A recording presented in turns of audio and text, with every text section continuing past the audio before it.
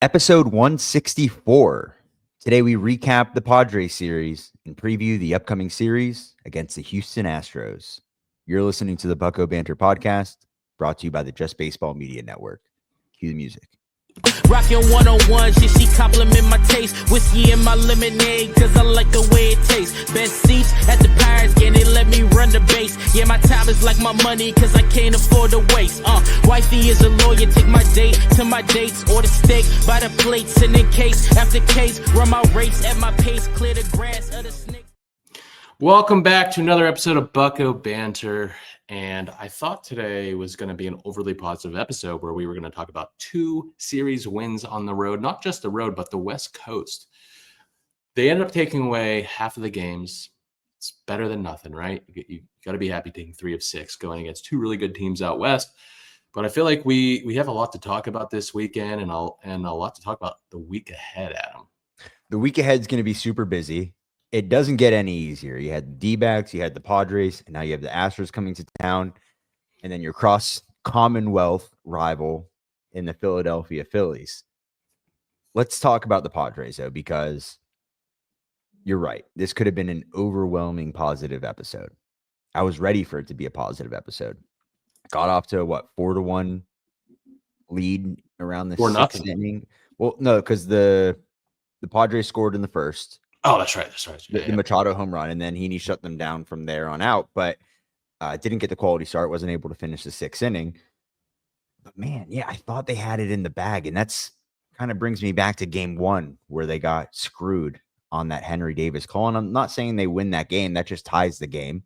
But then you're put in a position where the game is tied and you still have the bases loaded. But good teams find a way to win these games, right? And I like what Andrew McCutchen said to Noah. If you're a good team, you get those calls and things go in your direction, right? They go your way. And we saw that fall short this week or this weekend against the Padres. They played better baseball. It's not great baseball. They didn't play to a level where you expect them to win, but it should have been enough, right? The pitching's been good. They're hitting the long ball. They're slugging a little bit more, but you got to find a way to hold on late in games, and you can't have those minor mistakes. I completely agree with what Kutch said about, better teams get those calls or teams that are playing at a higher level maybe get those calls. I totally agree with that. And there's no certainty that call, results in a win. It just results in a tie, like you said. But also I feel like Brian Reynolds, just hitting a hot streak, has turned this offense around a little bit, or he's been a catalyst for this offense. And that's what you signed him to long-term to do, right? You signed him to be the catalyst in this lineup, to be the consistent guy at the top of the order. And he's definitely done that as of late. But again, you can't help but be a little bit underwhelmed by this series because none of these games were out of, the realm of possibility of winning. Right? Like they could have won all 3 of these games in San Diego. You're able to look at the lineup and say, I can see where it can work, right? If everybody's clicking, firing on all cylinders, if Brian Reynolds is going to heat up and have the June that he always has, if McCutchen is hitting the long ball and providing solid at bats, and you got Cruz, you got Horwitz, you could see where the runs can come from. IKF is hitting above 300, like at the bottom of that order. It's still, you're working with the resources that you have, the roster that's provided, and there's going to be holes there. I don't know when we're going to see Nick Gonzalez, which it seems like that rehab assignment's been taking quite some time. I know he's not tearing it up down in AAA by any means. Starting to. I was looking through the game notes this week, but yeah, it's been slower than you expect. Right. So it's going to continue to look different. I think there's going to be minor improvements as we crawl to the All-Star break, but we've talked about this before. The schedule doesn't get any easier. And if you're going to have what the Pirates do, you're going to have a lot of these types of series like you had against the Padres, where you think that you're in it and then it just slips away. Today was the bullpen blunder with Tanner Rainey. Probably left them in there too long. That was completely unacceptable. Yeah. Yeah. It was 3 walks, 4 earned. I think he gave up. Just bad. I mean, I don't want to point fingers that much. You got to take him out of the game at that point. Like, it's too close. You kind of figured 4 runs wasn't going to do it at that point. You were going to need a little bit more support, especially when it got later into the game. But yeah, you can't have blunders like that. Good teams do not let that happen. And they lost the series. I mean, they always struggle against the Padres. It happened last year too. And you thought right when the tides are turning, it just same old, same old. But a little bit more energy. You could see a little bit more leadership from McCutchen. Okay, you could see a little bit more spark in this team, a little bit more enjoyment in the dugout. So that's something to look forward to, or at least for the fans to enjoy. Noah also posted an article this week that I haven't gotten a chance to read all the way through, but Skeen's talking about changes that he's seen under Donnie Kelly and changes in the clubhouse atmosphere. So definitely good news there because his team seemed incredibly lifeless for the first month. But yeah, like you said, it was a disappointing way to win a series, and they're coming back home this week against 2 really good teams, Houston and Philadelphia. And I'm excited to be back at the ballpark. We've got some news to go through before we go through these game recaps real quick. I'm going to start with some good, well, I don't know about good news, but like, let's reminisce a little bit. Josh Harrison retired officially today. Josh Harrison was a big part of the teams from 2013 to 2015 that made playoff runs. He was a really fun player to watch, man, with all the rundowns that he had and how slippery and elusive he was on the bases. And he was just he played his role, just an unbelievable role player, and a lot of fun to watch. So what a career. He played for like 6 different teams, played for a long time. Great career. Yeah, man, he had a 13-year career. Like, he's got 10 years under his belt, plus 2-time All-Star, 16.1 WAR. He's got over 1,000 hits, 270 career batting average, 73 home runs. Like, this was like the ultimate tool guy that came to Pittsburgh and was able to play a little bit of everything, just like you said, play his role and be a solid presence in that clubhouse. So I'll always remember those Josh Harrison days. His last game was 2023, so I guess it was official. I think he had some AAA time here Now, and there. But really, I mean, reminisce a little bit. Good for Josh. Awesome career. Other news, Endy was activated. Bart to the 7-day. And then before we get into the game recaps, go over to tseshop.com for all of your Pittsburgh sports memorabilia needs. Pirates, Penguins, Steelers. Go get that jersey you want to hang in your office wall. Go get a signed bat, photo, baseball, whatever your heart desires. You can find it at Total Sports Enterprises, tseshop.com. Go down to the description below, Spotify, Apple Music, YouTube.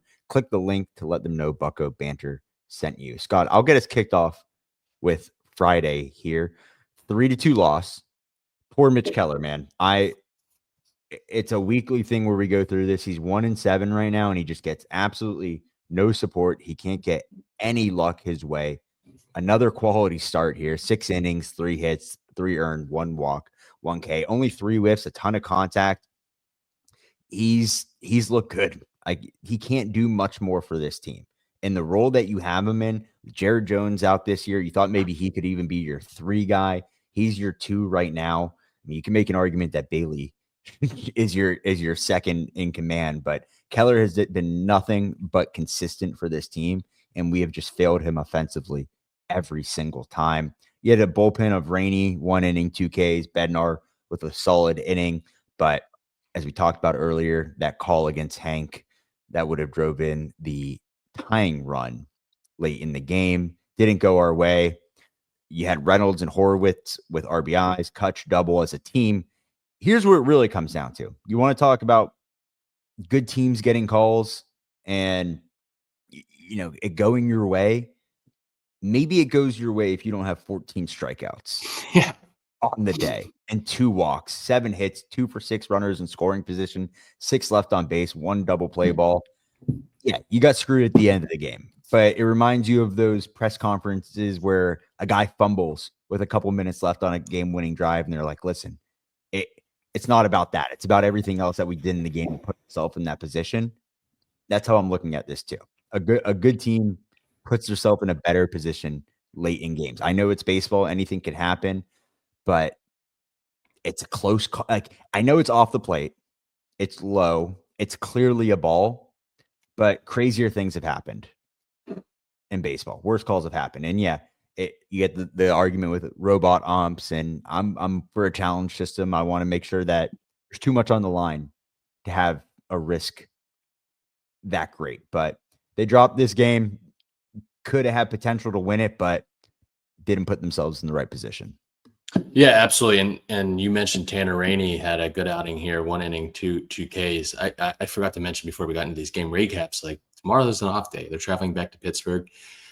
I expect there to be some kind of roster move. I wouldn't be, I'm not saying that this is for sure going to happen, but I wouldn't be surprised if you don't see Tanner Rainey on this roster tomorrow, or there's some kind of move between Indianapolis and Pittsburgh. So let's go on to Saturday's game. 5-0 win, a shutout, a rare shutout for the Pirates.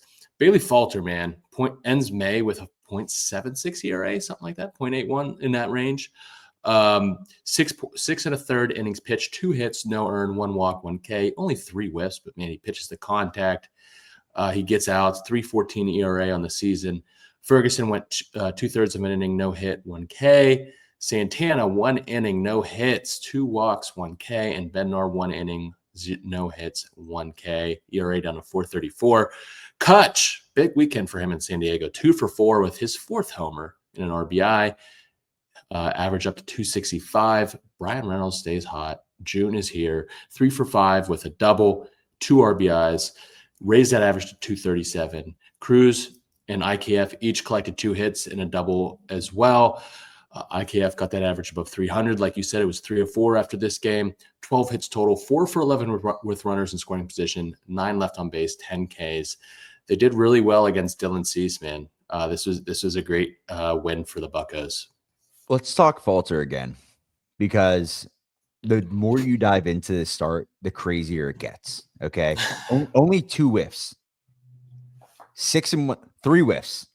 3 whiffs. 6 1/3, 2 hits on the day. Here's where that 3 whiff number becomes crazier. Okay. I mean, it was a clear game plan to keep guys off balance. He didn't go to the 4-seam as often. He used his sinker 33% of the time.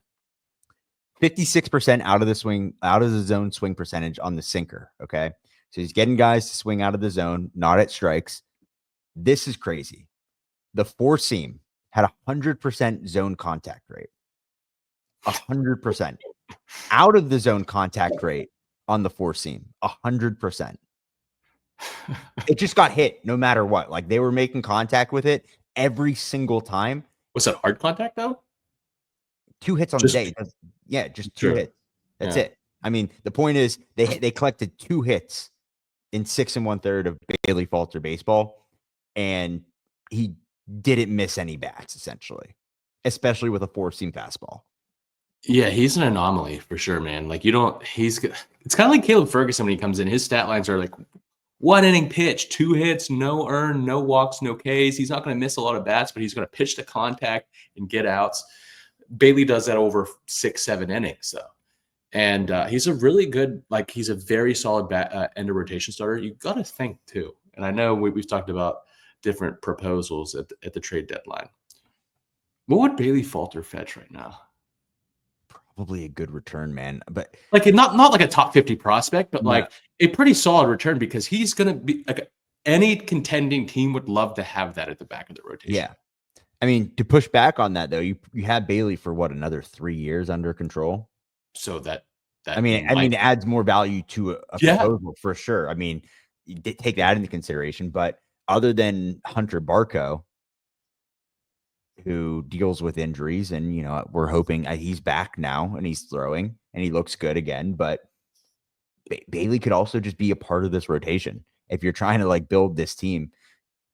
I'd rather obviously deal Haney first and get whatever you can for those 1-year guys. But if we're just talking proposals, yeah, it would have to be a pretty good return. You have everything in the package right now with him.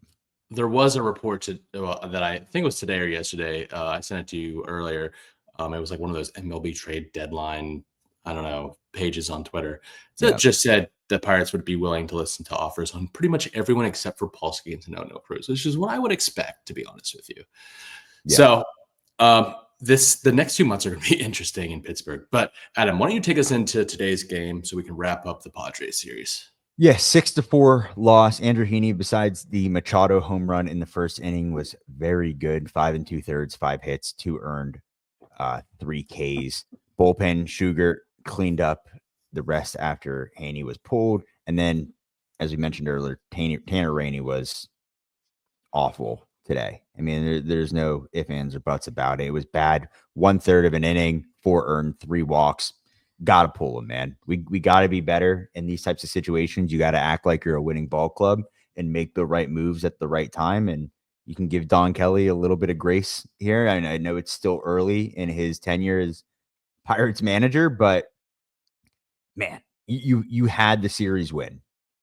You were close to it. I know you got to play 9 innings of baseball plus sometimes, but especially with this team, so a lot of times it doesn't take just 9 innings, but you got to make the right moves, and this was the wrong move today. And then you had Ferguson come up, clean up Rainey's mess. It still gave up 2 hits, 2/3, 2 hits, 1 walk, 1 K. And then Ashcraft looks good, man. Yeah. Let's talk positives. He looks very good. 1 inning, 2 strikeouts. The stuff is gross. The curveball is nasty. He's pumping 97, 98. He looks good. He belongs here, okay? Like, and we've been saying that for almost a year now. Yeah. And I think this was a perfect role for him to come up in. I'm surprised this is only his second appearance, to be honest with you, but he looked incredible, I thought, and he's getting a veteran strike zone already. I mean, that first strikeout was not a strike.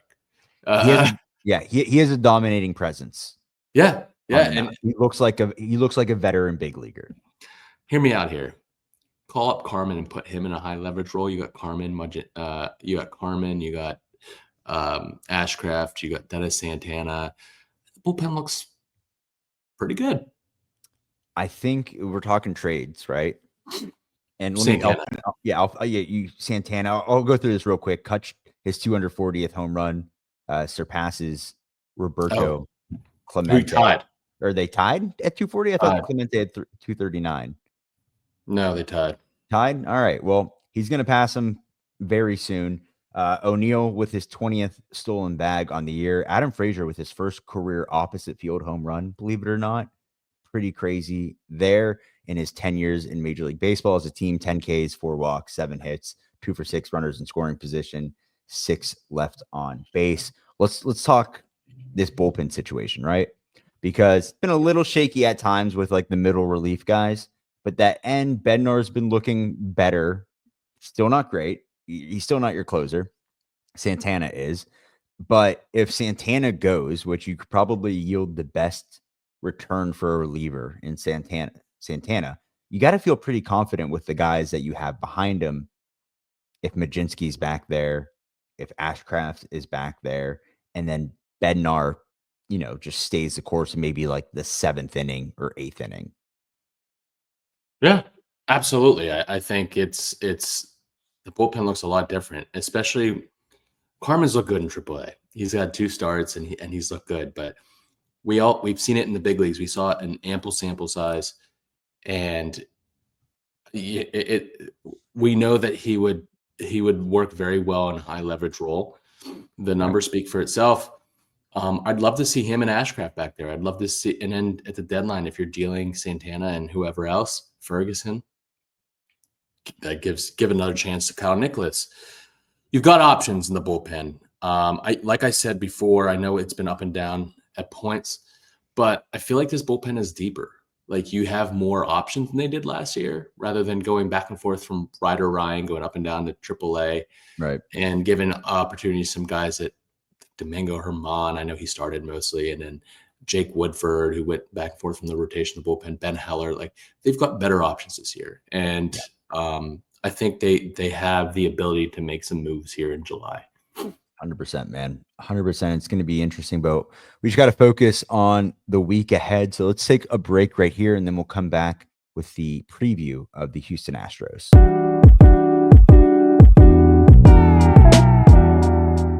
All right, Adam, we've got the Houston Astros coming to town this week. Monday's off, but Tuesday we've got a matchup of Lance McCullers versus Paul Skeens. This year so far, Lance McCullers is 0-1 with a 5.89 ERA and 18 1/3 inning pitched. 5 games started, 26 Ks and a 1.69 WHIP. A slow start for Lance. He's barely pitched.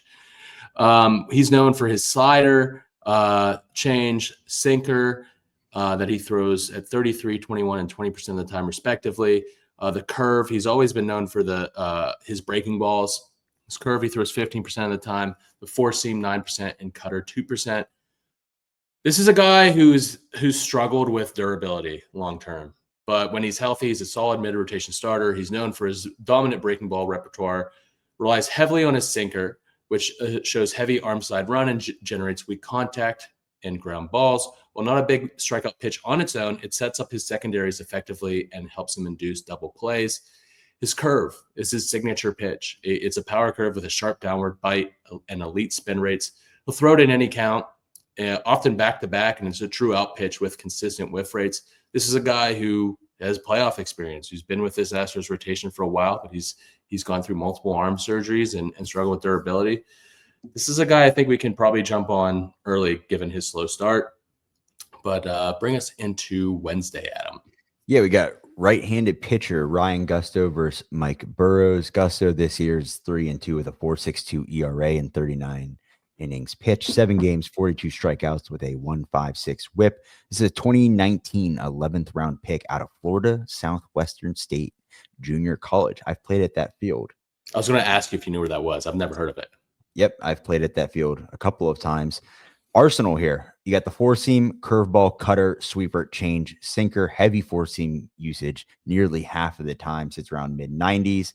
And then he complements that with a low 80s curveball. So slow curve around 14% of the time. He's got a cut fastball around 88 to 90 miles per hour.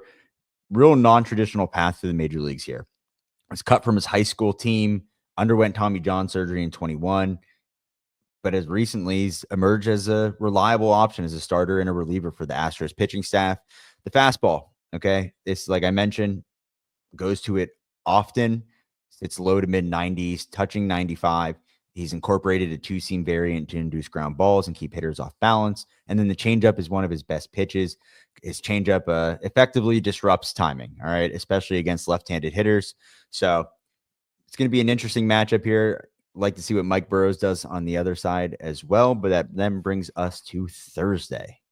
Thursday, we've got Astros ace Framber Valdez. This year, he's 5-4 with a 3.12 ERA and 78 innings pitched, 12 games started, 73 Ks and a 106 WHIP.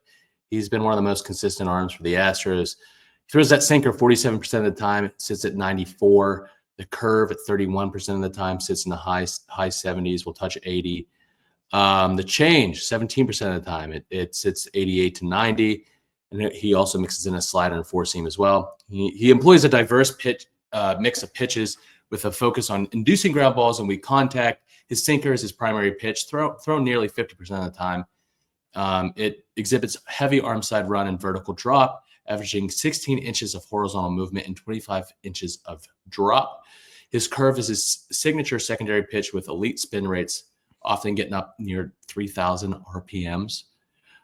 Features significant vertical drop, 59 inches, and is used in any count to generate swings and misses. This has been one of the best or more reliable arms in baseball over the past few years and should be a good matchup with Mitch Keller. Before we get into the players of the week here, Scott, let's give a shout out to one of our sponsors, Sports Card Junction, 9011 Perry Highway, the best sports card, Pokemon, whatever you need in the hobby, they got it. I was there this past weekend. I opened some cards at the card bar they have there. I know you went there recently. Yeah. Good environment, good people, better prices, awesome cards. Go over to Sports Card Junction. You could also go to sportscardjunction.com. They got an eBay page. You could find everything you need and more for all of your hobby needs at Sports Card Junction. Players of the week. Why don't you get us done with the pitcher here real quick? Yeah, our pitcher of the week is Paul Skeens, man. Wednesday in Arizona went 6 2/3, 4 hits, no earned, no walks, 7 Ks, generated 15 whiffs. He's got a 2.15 ERA. Has had one of the best starts to a young pitcher's career of all time. And he continues to throw well. He's going to be pitching against the Astros on Tuesday, but this past week he was the best arm in this on this Pirates team. Yeah, and then we got Mr. June. The time is here. June is coming and is here now. Reynolds, man, is the hitter of the week. This might be his first hitter of the week of the year. I'd have to look. I think it back. was. Yeah. But 11 for 24, 2 doubles, a home run, and 7 RBIs. 458 batting average on the week. Not bad. I'll say that'll do, man. So hopefully he can stay consistent at the top middle of that order, get things going, score some more runs, generate some slug. Overall, man, I'm not going to complain too much. Like it is what it is with this team right now. Like, you're going to go through these faults, but you could see a little bit better play, a little bit more energy, a little bit more drive to the team, even though they're most likely out of it. It's too much ground to cover at this point, but all you can ask for is just better baseball on a night-to-night basis, And I think we, for the most part, got that this week, plus or minus a few mistakes. Yeah, absolutely. I'm excited to be back at the ballpark. And look at us, man. Right in our sweet spot of about 25 to 30 minutes. We're really knocking these bi-weekly episodes out. Tomorrow we've got an interview with another minor leaguer, which I'm excited about, and our Down on the Farm episode to recap everything that's happening through the Pirates system. Got a busy week ahead, but I'm excited to be back and be at the ballpark. Weather permitting. Yes. It's going to be a crazy week. You got Tuesday through Sunday, a ton of games. And then the Marlins are coming into town the week after. So we'll see Jack McMullen here in Pittsburgh, which will be fun. But Saturday, we have our live show at 10 a.m. at Allegheny Coffee and Tea, weather permitting. We will be out there for an hour answering all the fan questions. Maybe we'll do a mailbag for that as well. And then after the game against the Philadelphia Phillies, we'll be doing our first ever live post-game show outside of Proper Brick Oven in the Cultural District. Really excited for that. More details to come. But if you don't already, go over to YouTube, subscribe, like, leave a comment, share with a friend. Go over to wherever you listen, leave a 5-star review. That's the best way to help us, man. Leave a 5-star review, comment on the episodes. We love everybody that supports us and listens. Social media has been crazy. So go over to Instagram, Twitter, wherever you follow us. Make sure you're liking, sharing all the content. And until next time, raise it. Raise it. Best seats at the Pirates game, they let me run the base. Yeah, my time is like my money, cause I can't afford to waste. Wifey is a lawyer, take my date to my dates, or the steak by the plates and